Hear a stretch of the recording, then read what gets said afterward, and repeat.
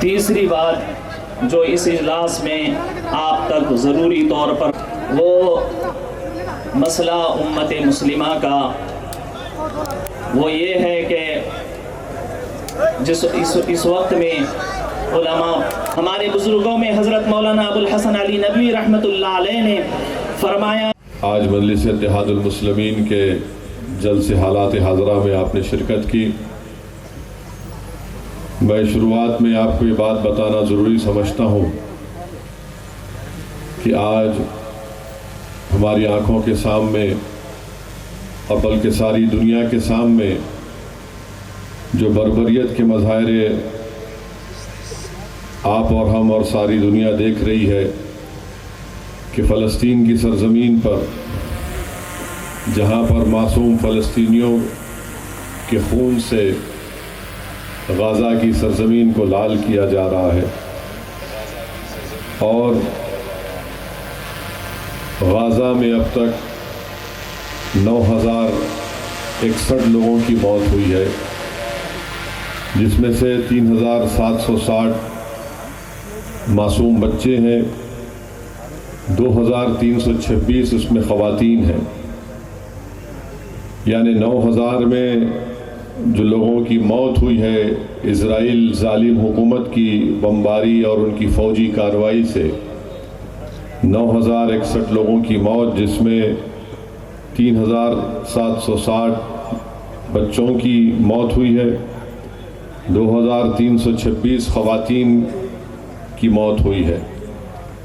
आप अंदाज़ा लगाइए कि पिछले 11-12 दिन से ये बर्बरियत फ़लस्तीनियों पर की जा रही है और ख़ास तौर से मग़रबी ममालिक जो सारी दुनिया को ह्यूमन राइट्स का दर्स देते हैं, आज वो अंधे बन चुके हैं, बहरे बन चुके हैं।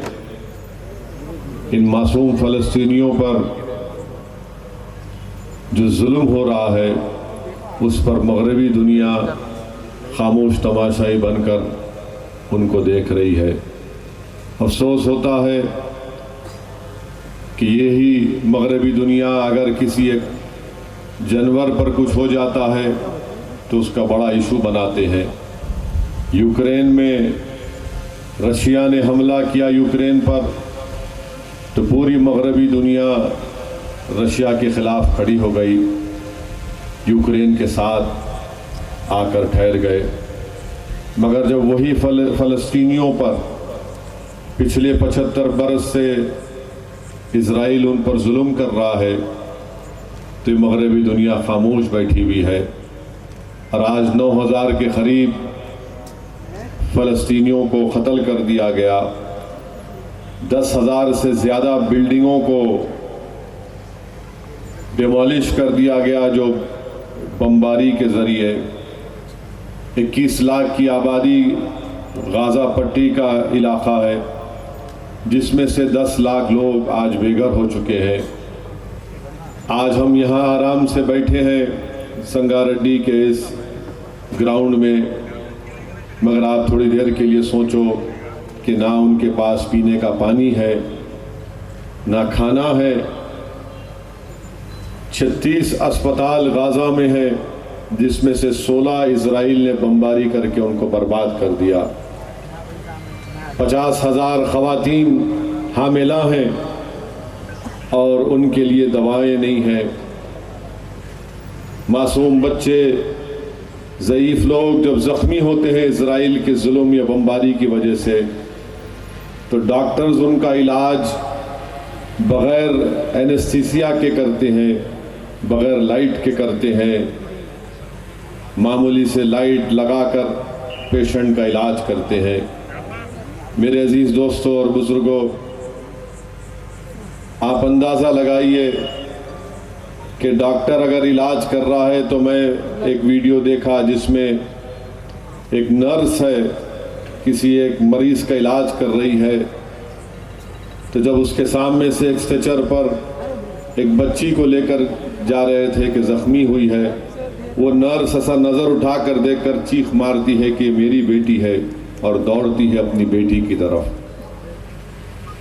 सहाफ़ी हैं, सारी दुनिया को बता रहे हैं इज़राइल जो जुल्म कर रहा है, मगर एक अल जज़ीरा के सहाफ़ी के नज़ारे आपने और दुनिया ने देखा कि उसको जब बताया जाता है कि उसके 2 बेटों की और उसकी बीवी की मौत हो गई है। अंदाज़ा लगाइए अजीज़ दोस्तों कि 75 साल से गाज़ा में, वेस्ट बैंक में, ईस्ट जेरूसलम में यहाँ पर फ़लस्तीनियों पर जुल्म हो रहा है और अब तो हद हो चुकी है। अफसोस होता है कि लोग ये समझ रहे हैं कि इन मासूम फ़लस्तीनियों को मार देने से इनके हौसले ख़त्म हो जाएंगे, ये जद्दोजहद नहीं करेंगे एक आज़ाद फ़लस्तीन मुल्क के लिए, तो दुनिया गलत समझ रही है। अब कोशिश ये की जा रही है कि गाज़ा के इन फ़लस्तीनियों को मिस्र में सीनाई के सहरा में उनको ढकेल दिया जाए ताकि पूरे गाज़ा को खाली कर दिया जाए।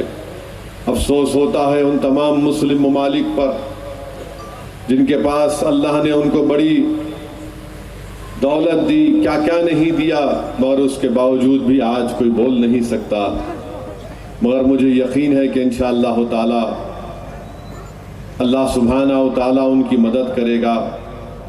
और दुनिया में हम देख रहे हैं कि ना सिर्फ हमारे वतन में बल्कि अमेरिका के बड़े बड़े शहरों में हज़ारों की तादाद में लोग फ़लस्तीनियों की ताईद में इज़राइल की जुल्म और बर्बरियत के ख़िलाफ़ एहतजाज कर रहे हैं। अमेरिका के बड़े बड़े शहरों में, बरतानिया में,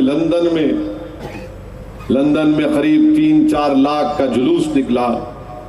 वहाँ पर लोग रोडों पर निकल कर आ गए। तो आज भी दुनिया में इंसाफ पसंद लोग मौजूद हैं और मगरबी ममालिक के हुक्मरान तो इज़राइल को खुली छूट दे चुके हैं कि फ़लस्तीनियों पर जुल्म करो। उनकी ज़मीन को इज़राइल ने कब्ज़ा किया 75 साल पहले। आज ही के दिन, आज 2 नवंबर को 1918 को बाल्फोर डिक्लेरेशन हुआ था। पहली जंग अजीम के बाद बरतानिया का एक मिनिस्टर बाल्फोर ने इस जमीन को इजरायलियों के हवाले किया था और उसके बाद धीरे धीरे धीरे धीरे खामोश तरीके से वहाँ से फ़लस्तीनियों को भगाया गया, मारा गया। फिर 48 में नखबा हुआ, जिसमें नखबा में 7 लाख फ़लस्तीनियों को बेघर कर दिया गया, अपने मुल्क से निकाल दिया गया उनको। आज आप देखते हैं कि सिर्फ वेस्ट बैंक में, गाज़ा में और थोड़े ईस्ट जेरूसलम में फ़लस्तीनी रहते हैं। इस दुनिया में अगर किसी पर जुल्म हो रहा है तो सबसे ज़्यादा जुल्म फ़लस्तीनियों पर हो रहा है। इस पूरी अल्लाह की बनाई हुई दुनिया में अगर सबसे कोई बहादुर कौम है तो फ़लस्तीनी है, जिन पर एक सुपर पावर है इज़राइल, एक न्यूक्लियर पावर है। 75 साल से उनको मार रहा है, पीट रहा है, मगर वो फ़लस्तीनी हार मानने का नाम नहीं लेते। मेरे अजीज दोस्तों और बुजुर्गों, मैं ये ज़रूरी समझता था कि आपके सामने इन फ़लस्तीनियों का जिक्र करूं ताकि कम से कम हम यहाँ बैठकर सारी दुनिया को बता सकें कि हम भी फिक्रमंद हैं। हम मजम्मत करते हैं इज़राइल के जुल्म की, उसकी बर्बरियत की। हम मजम्मत करते हैं मगरबी ममालिक की, इज़राइल जैसे जालिम हुकूमत की तायीद की। जेनोसाइड इज़राइल कर रहा है, नस्ल कशी कर रहा है गाज़ा में। ऐसे ऐसे बम्स डाले, फास्फोरस बम डाला जाता है जिससे अगर चमड़ी पर हड्डी गल जाती है, बिल्डिंगें गिर जाती हैं उससे। मगर आप अंदाज़ा लगाइए कि बिल्डिंग बर्बाद है और नमाज का वक्त आ रहा तो बिल्डिंग के मलबे के ऊपर नमाज़ें अदा हो रही है, लाशें निकल रही हैं पूरे भाई बहन की, माओं की, और उनकी ज़बान से एक ही बात निकल रही है कि हम फ़लस्तीन को अपना मुल्क बना कर रहेंगे। मैं सलाम करता हूँ फ़लस्तीन के इन जियालों को, मैं सलाम करता हूँ फ़लस्तीन की इन माओं को जिन्होंने ऐसे बहादुर बच्चों को पैदा किया। मैं सलाम करता हूँ फ़लस्तीन की उन माओं को जो 4000 के करीब अपनी औलाद को खो चुके हैं। मेरे अजीज़ दोस्तों और बुज़ुर्गों, हमको और आपको फ़लस्तीनियों के साथ खड़े रहना है, अपनी दुआओं से अपने पूरे जोश और जज्बे के साथ कि वो क्या लड़ रहे हैं, किस लिए लड़ रहे हैं, उनका मकसद क्या है, वो आप तमाम पर आया है। मैं अल्लाह से भी दुआ करता हूँ कि अल्लाह सुब्हाना व तआला इन जालिमों का खात्मा करे। अल्लाह सुब्हाना व तआला फ़लस्तीनियों पर जो जुल्म हो रहा है, अल्लाह अपने फरिश्तों से उनकी मदद फरमाए, अल्लाह उनको कामयाब करे। और मुझे यकीन है कि सुबह क़यामत तक ये फ़लस्तीनी इन जालिमों से मुकाबला करते रहेंगे, बातिल ताकतों से पंजा आजमाई करते रहेंगे और अल्लाह ज़रूर इनको कामयाब और कामरान करेगा। हम दुआ करें कि अल्लाह उनके हौसलों को बुलंद रखे। हम दुआ करें कि अल्लाह सुब्हाना व तआला रज़्ज़ाक़ है, अल्लाह उनको रिज़्क़ दे, अल्लाह शाफ़ी है, अल्लाह उन लोगों को जो ज़ख्मी है, आज उनके इलाज के लिए दवाएं नहीं है, अल्लाह उनका इंतज़ाम कराए। और मगरबी दुनिया को याद रखना चाहिए कि हम ये दुनिया नहीं भूलेगी। तुम्हारी अंधी ताईद इज़राइल की दुनिया नहीं भूलने वाली है। और जो आज तुम जुल्म कर रहे हो, तो तारीख में लिखा जाएगा कि तुम्हारी ताईद की वजह से इज़राइल ने फ़लस्तीनियों पर जुल्म किया, बमबारी की और हज़ारों की तादाद में बिल्डिंगों को तोड़कर उनको बेघर कर दिया। मगर फ़लस्तीनी लड़ेंगे, मुझे यकीन है। हमारे मुल्क की भी पॉलिसी यही रही कि हम हमेशा एक आज़ाद फ़लस्तीन मुल्क की ताईद किए और मुझे उम्मीद है कि ये मौक़िफ़ में तब्दीली नहीं आएगी। ये मौक़िफ़ महात्मा गांधी ने कहा था कि जिस तरह अंग्रेज़ों के लिए बरतानिया उनका मुल्क है, जिस तरह फ्रांसीसियों के लिए फ्रांस उनका मुल्क है, उसी तरह फ़लस्तीन अरबों का है। और मुझे यकीन है कि इंशाअल्लाह ताला ये जुल्म ख़त्म होगा। मेरे अजीज़ दोस्तों और बुज़ुर्गों, दूसरा अहम बात जो मैं आपके सामने रखना चाह रहा था कि मजलिस इत्तेहादुल मुस्लिमीन ने फैसला लिया तेलंगाना के असम्बली इंतखाबात के सिलसिले में कि जहाँ पर मजलिस इत्तेहादुल मुस्लिमीन के उम्मीदवार होंगे, हमने अवाम से अपील की कि आप वहाँ पर उन असम्बली हल्के जात से मजलिस के उम्मीदवारों को कामयाब और कामरान करें वोट डालकर और अपनी दुआओं से।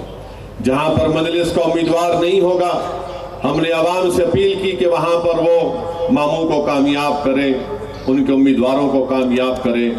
मेरे अजीज़ दोस्तों और बुजुर्गों, मजलिस ने फैसला क्यों लिया, मैं आपको बताना चाहता हूँ।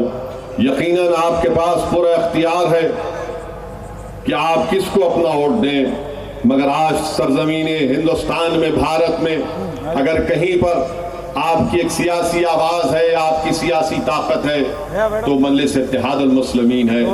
वो आप संगारेड्डी में रहते हैं, मगर यकीनन आपकी दिलचस्पी, आपकी वाबस्तगी, आपका जज्बा, आपकी दुआओं से ही मजलिस के अरकान असम्बली कामयाब होते हैं और इंशाअल्लाह ताला इस असम्बली इंतखाबात में भी कामयाब होंगे। मैं आपके सामने चंद बातों को रखना चाहता हूँ ताकि आपको ये बात समझ में आ जाए कि मजलिस ने अपनी ताईद का ये फैसला क्यों लिया। मैं आपको बताना चाहता हूँ मेरे अजीज दोस्तों और बुजुर्गों, रियासत तेलंगाना बनने के बाद मजलिस इत्तेहादुल मुस्लिमीन की नुमाइंदगी पर हर साल अक़लियतों की तालीम के ऊपर यहाँ की हुकूमत 650 करोड़ रुपये सिर्फ तालीम के ऊपर खर्चती, अक़लियतों की तालीम के ऊपर। वो उसका ब्रेकअप क्या है, मैं आपको 9 साल का बता रहा हूँ। 9 साल में प्री मैट्रिक स्कॉलरशिप में 475 करोड़ रुपये खर्च किए गए।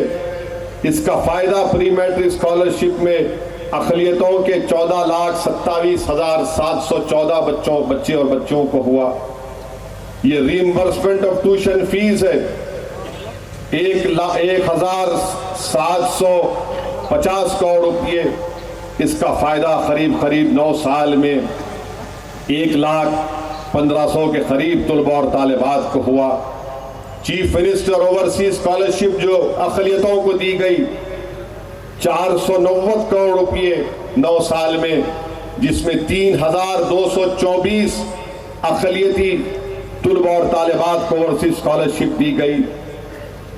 टेमरिस के स्कूल खोले गए, 3,065 करोड़ रुपये 9 साल में खर्चा हुए, जिसमें आज टेमरिस के जो स्कूल है 200 के करीब, टेमरिस में 205 स्कूल हैं, 97,000 बच्चे और बच्चियां इसमें पढ़ रही हैं मुस्लिम अक़लियत के। बच्चों का स्कूल अलग, बच्चियों का स्कूल अलग। और फिर 32,640 इसी टेमरिस के स्कूल को जूनियर कॉलेज में तब्दील किया गया था मजलिस की नुमाइंदगी पर। तो 32,640 तुलबा और तालबात जूनियर कॉलेज पढ़ रही हैं। 80,000 तुलबा और तालिबात इस टेमरिस के स्कूल से मुस्लिम अक़लियत के पढ़कर निकल गए हैं।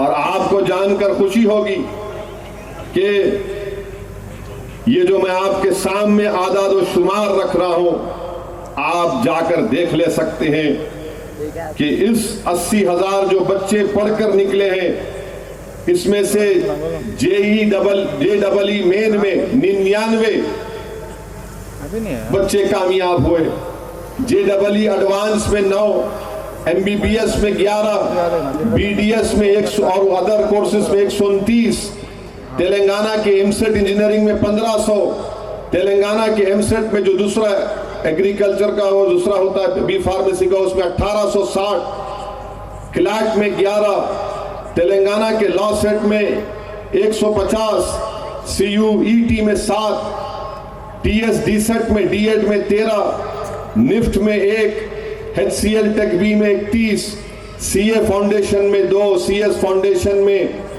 9, CMA में 7, IIIT RG UKT में 17, पॉली सेट में 1590। यानी जो 80,000 बच्चे पढ़कर निकले, उसमें से इन तमाम 17 कोर्सेज में 5,450 बच्चे और बच्चियां इन कोर्सेज में दाखिला लिए। ये मजलिस इत्तेहादुल मुस्लिमीन की नुमाइंदगी पर यहां पर तेलंगाना की हुकूमत ने किया। फिर CEDM में 14 करोड़ रुपये 9 साल में दिए गए, जिसमें फायदा अक़लियतों को, ज्यादा मुस्लिम अक़लियत को 39,310 को फायदा हुआ। माइनॉरिटी स्टडी सर्कल है, उसमें सिविल सर्विस का एग्जाम में दूसरे इम्तिहानों में 9,319 बच्चों को फायदा हुआ, सिविल सर्विस में 17 को हुआ। तो ये अगर आप पूरा देखेंगे, pre matric scholarship, reimbursement, overseas scholarship, टेमरिस, CEDM, माइनॉरिटी सर्कल 27,08,693 बच्चे और बच्चों को फायदा हो 9 साल में। और आप और हम जानते हैं कि मुस्लिम अक़लियत का सबसे बड़ा मसला हमारे बच्चे बच्चियों का तालीम का मसला है। ये मजलिस इत्तेहादुल मुस्लिमीन की नुमाइंदगी पर रियासत तेलंगाना में किया गया। फिर शादी मुबारक में 9 साल में 2,337 करोड़ रुपए दिए गए। कितनों को मिला उसमें? 2,76,225 लोगों को शादी मुबारक में चेक दिए गए, 2,335 करोड़ के। फिर इमाम मौजम में 9 साल में 316 करोड़ उनको दिए गए। पहले 9,900 इमामों को 5,000 रुपये महाना में दिया जाता था। मजलिस की नुमाइंदगी पर और 7,000 उसमें इजाफा किया गया। तो अब इंशाअल्लाह 17,000 इमाम और मौजम को हुकूमत की तरफ से महाना 5,000 रुपये दिए जाएंगे। वक्फ की ग्रांटी एड है 513 करोड़ रुपये मजलिस की नुमाइंदगी पर हुकूमत ने दिए, जिसमें से 1175 वक्फ प्रॉपर्टीज को उसमें बनाया जा रहा है। जिसमें हैदराबाद में अनीसुल गुरबा की एक बड़ी बिल्डिंग है। अब यहाँ पर लोग बोलेंगे कि मजलिस ने ये बताओ कि परसेंटेज क्या है। कल्याणा लक्ष्मी शादी मुबारक की स्कीम आप जानते हैं, तो उसमें 2,76,225 लोगों को शादी मुबारक का चेक मिला। परसेंटेज क्या है मुस्लिम अक़लियत क्या? 21.23 यानी 21%। SC ST BC minorities over scholarship में schedule caste, schedule tribe, backward class और माइनॉरिटीज में स्कॉलरशिप 9 साल में जो 6,821 करोड़ रुपए दिए गए, जिसमें अक़लियतों के लिए 3,224 करोड़ रुपए। क्या परसेंटेज है? 47% मिला। फिर रेजिडेंशियल स्कूल पूरे तेलंगाना में 1,022 है। मुस्लिम अक़लियत के लिए, माइनॉरिटीज के लिए 205 है, परसेंटेज क्या है 20। फिर रेजिडेंशियल स्कूल जो बच्चे पढ़ रहे हैं उसमें इन 1022 में 6,22,000 बच्चे तमाम 1022 रेजिडेंशियल स्कूल में पढ़ रहे हैं। उसमें अक़लियतों का तनासुब क्या है? 1,31,000, ज्यादातर 90% मुसलमान है। परसेंटेज क्या है? 21%। अब टोटल बजट जो खर्चा हुआ 9 साल में SC, ST, BC और माइनॉरिटी वेलफेयर पर 91,000 करोड़ रुपये खर्चा किया गया, जिसमें अक़लियतों का क्या था? 12,000 करोड़ रुपये। परसेंटेज क्या है? 13.18। आज तेलंगाना में मुस्लिम अक़लियत 13% के बराबर।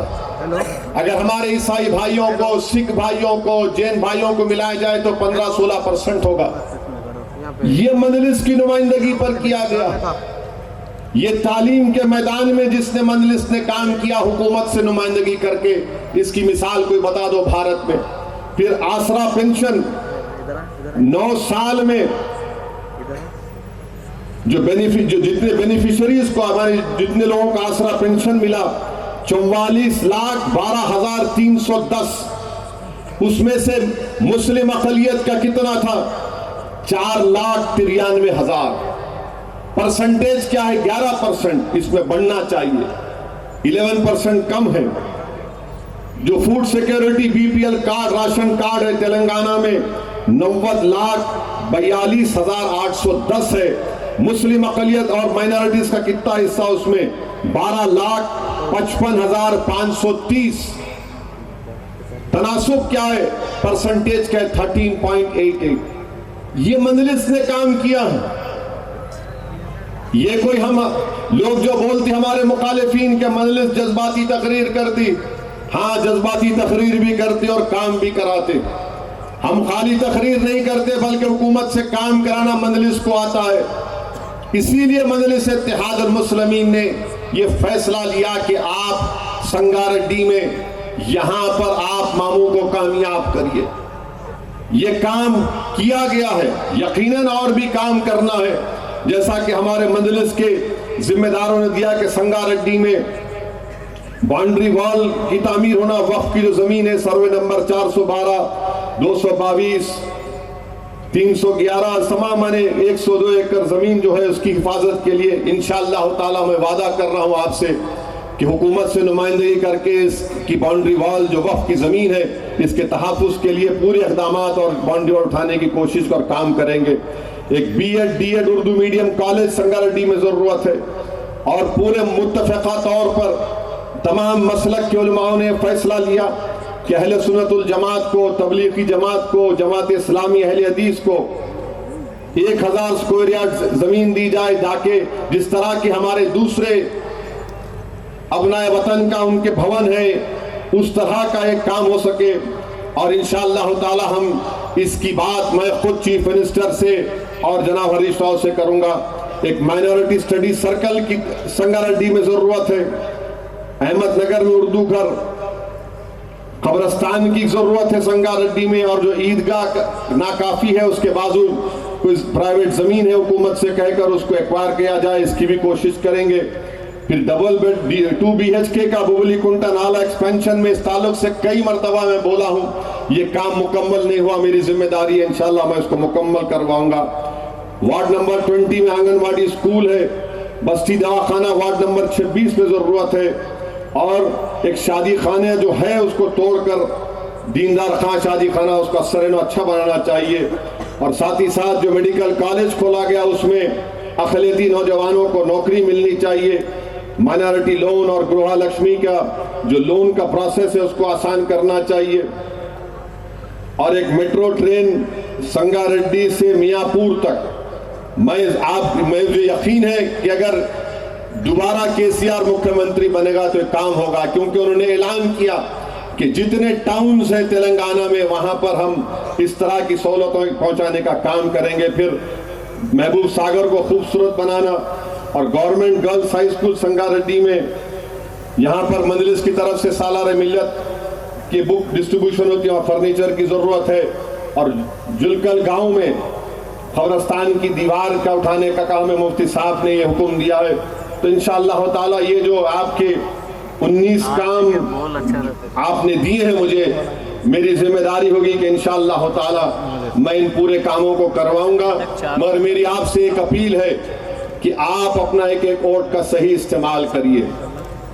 कांग्रेस पार्टी के वादे, कांग्रेस पार्टी के झूठ, उसकी एक लंबी तारीख है।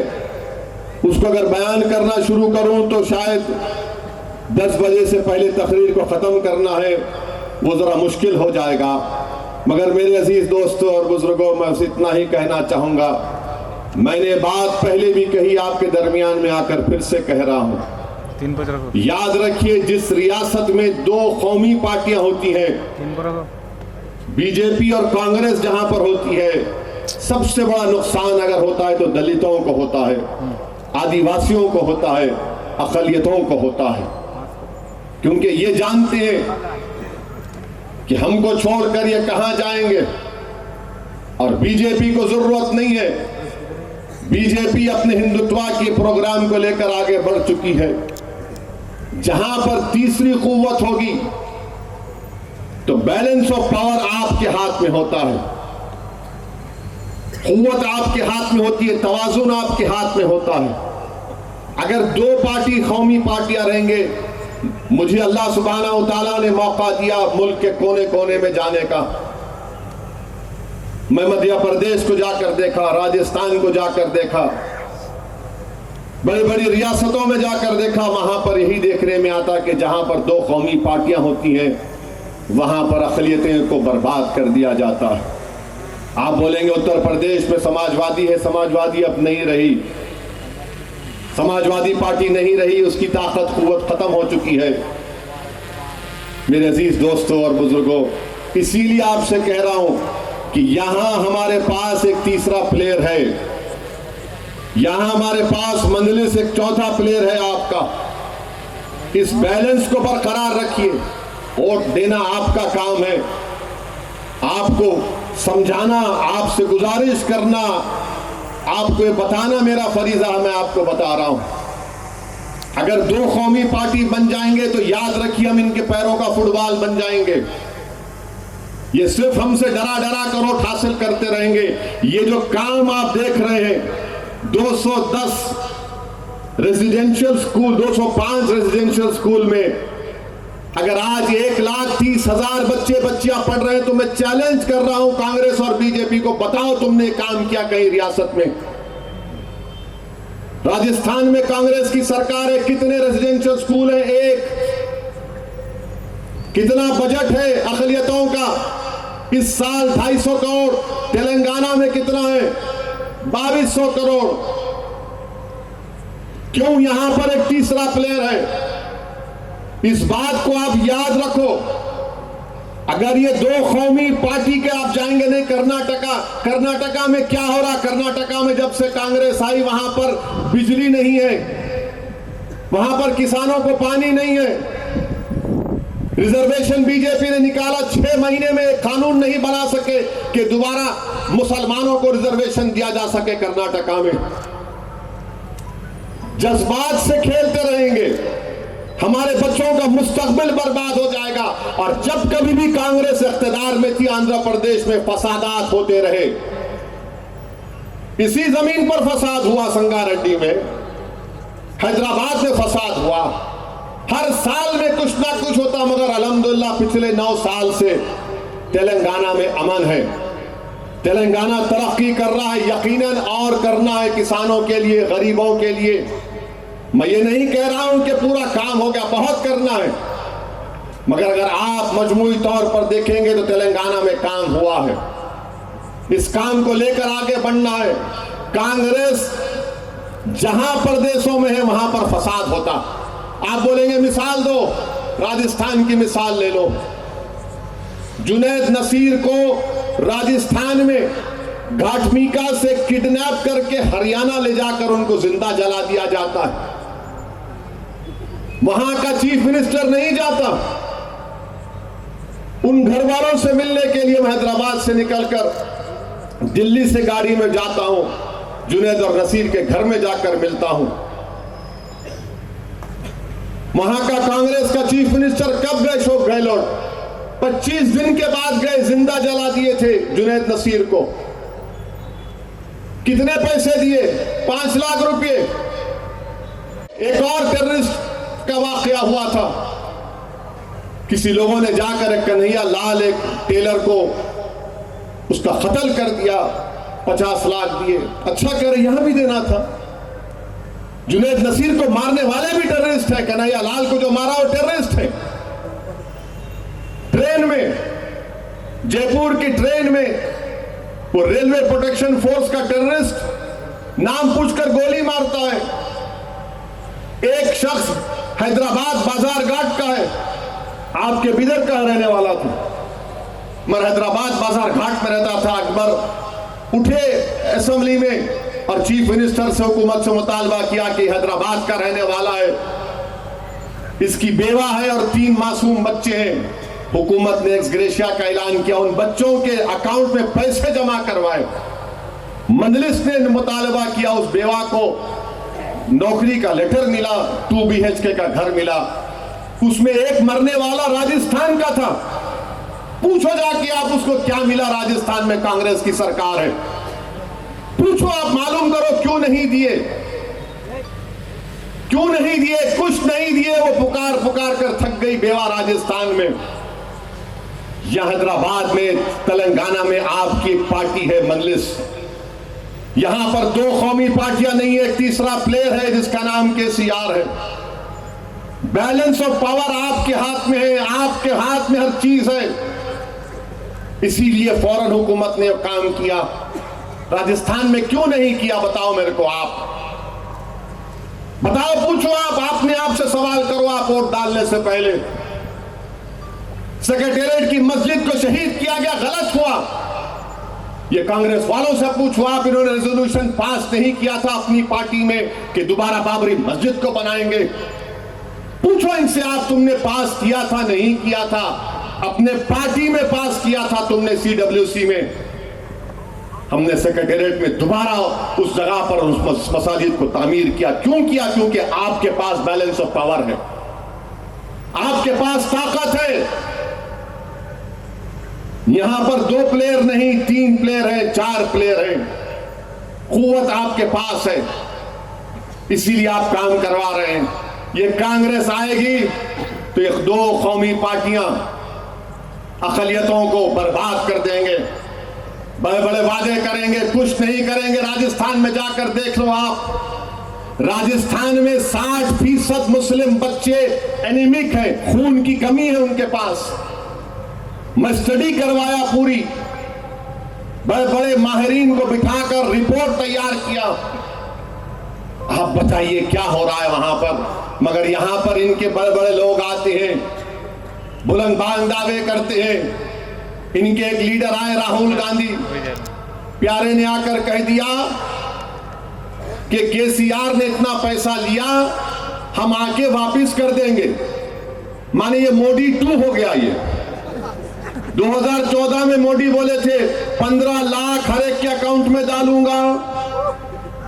वो 15 लाख की जगह 15 पैसे नहीं आए तो इन्हों बोले भाई उसका डायलॉग मैं मार लेता हूं।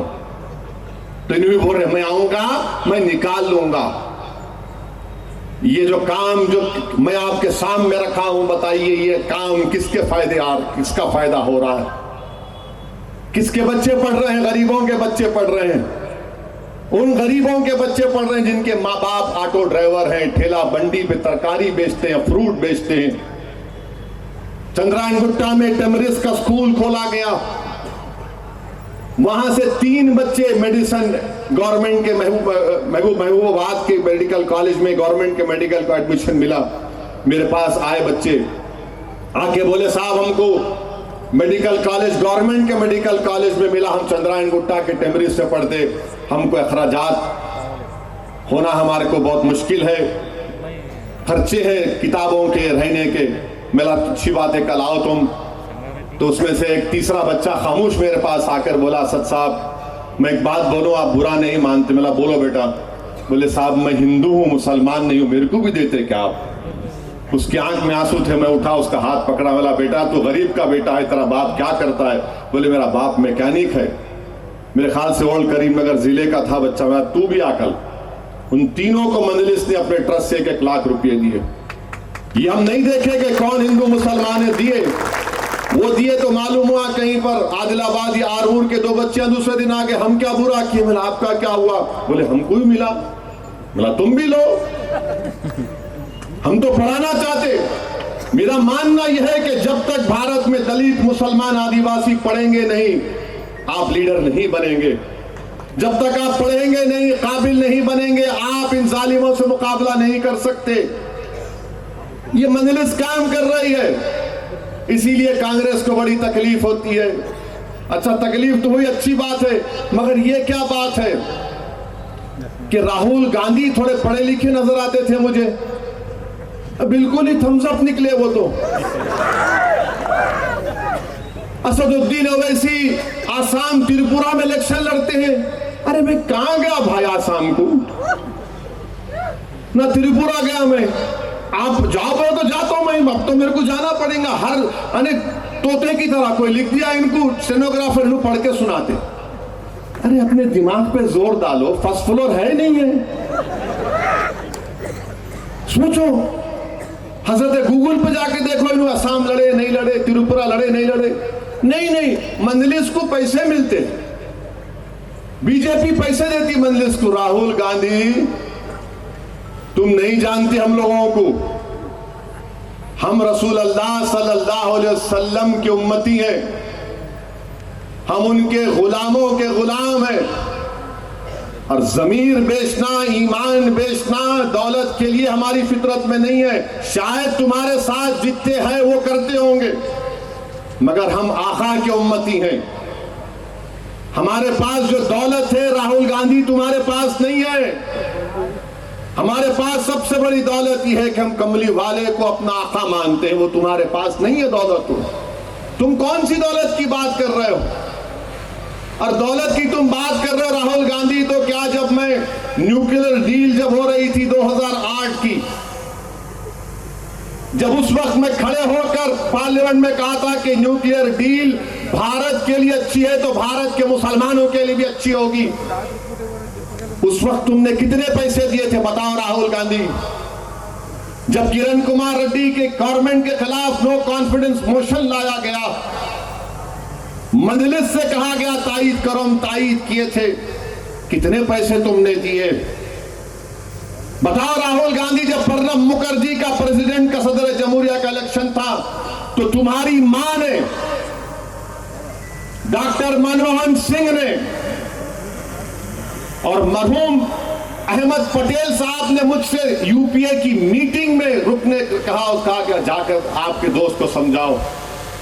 जेल को मैं जाकर जगन को समझाया तो कितने पैसे दिए बताओ?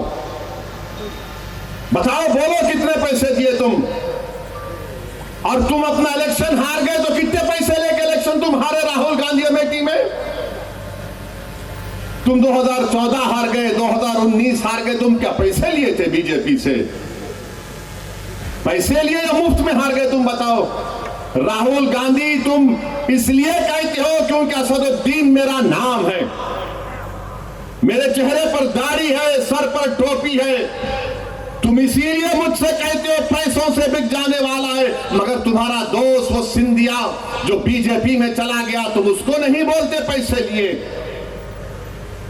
वो जितिन प्रसाद तुम्हारा दोस्त जो बीजेपी में चला गया, तुम उसको नहीं बोलते पैसे लेकर गया बीजेपी में। तुम्हारा एक मंत्री यूपी का बीजेपी में चला गया, तुम्हारा नाक का बाल था, तुम उसको नहीं कहते भी पैसे लिए। मगर क्योंकि मेरा नाम असदुद्दीन है, चेहरे पर दाढ़ी है, सर पर टोपी है, तो तुम पैसों का इल्जाम लगाते हो मुझ पर। लगाओ राहुल गांधी, यही सर पर टोपी पहनने वाले और चेहरे पर दाढ़ी रखने वाला तुमको बताएगा इसकी कीमत क्या चुकाना पड़ेगा तुमको। इस तेलंगाना के इलेक्शन में तुमको मालूम होगा।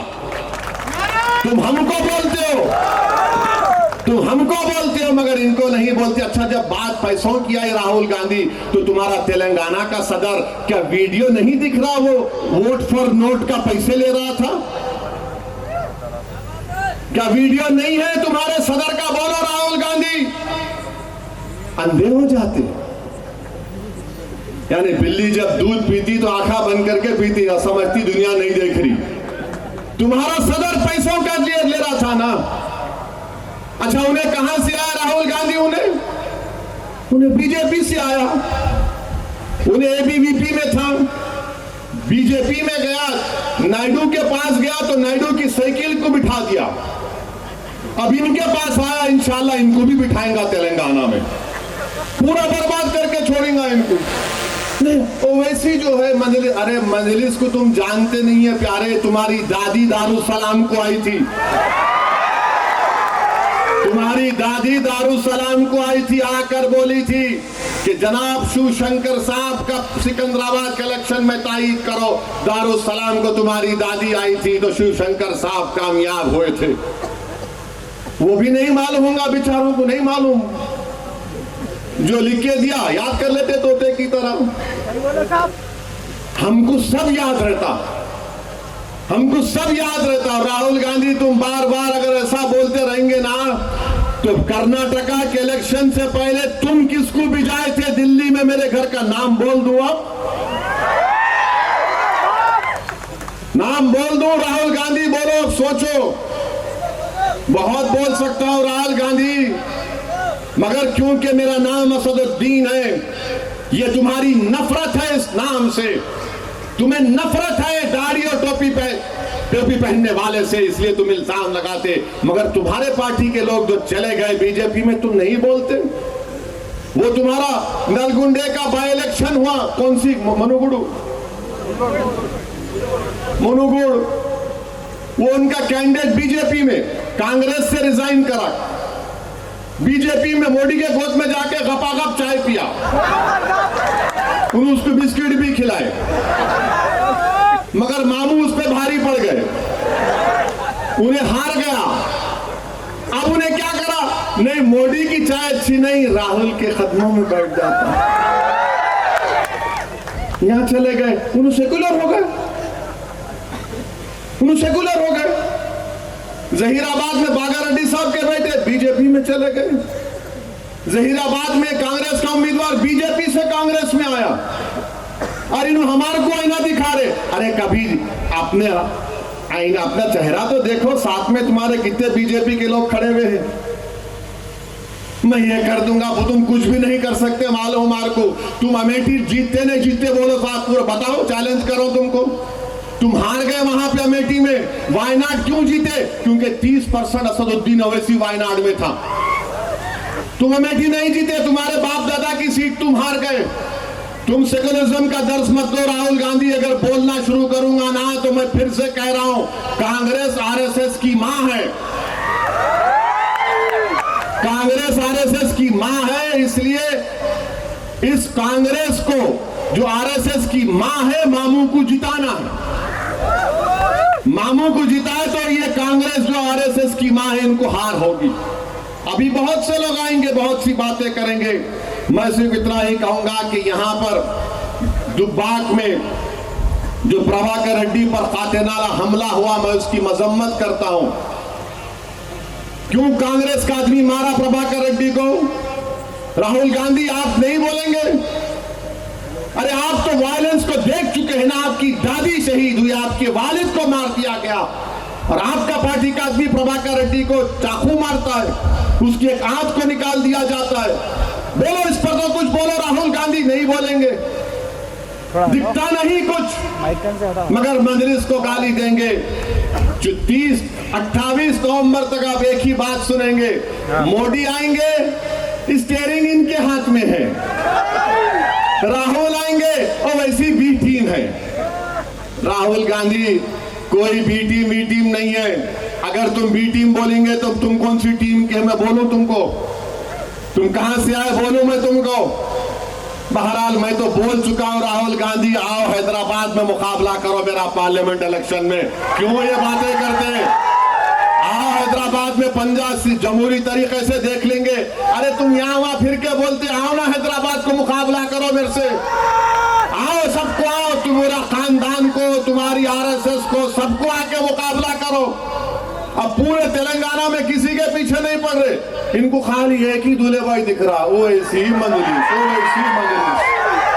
बहरहाल मेरे अजीज दोस्तों और बुजुर्गों, मेरी आपसे गुजारिश है कि मुत्तहिदा तौर पर अपने वोट का इस्तेमाल करिए। बीजेपी तेलंगाना में कोalition चाहती है, हरगिज होने मत दीजिए।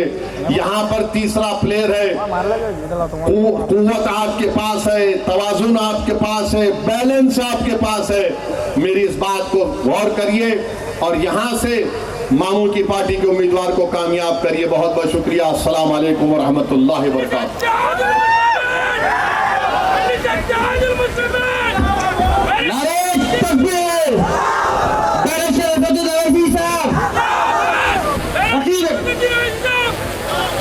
जनाब जैराबाद के रफ़ी साहब जमात में शमूलियत इख्तियार कर रहे हैं उनके साथियों के साथ में, और अभी सदर मोहतरम के हाथों से उनको कंधा डाला जाएगा।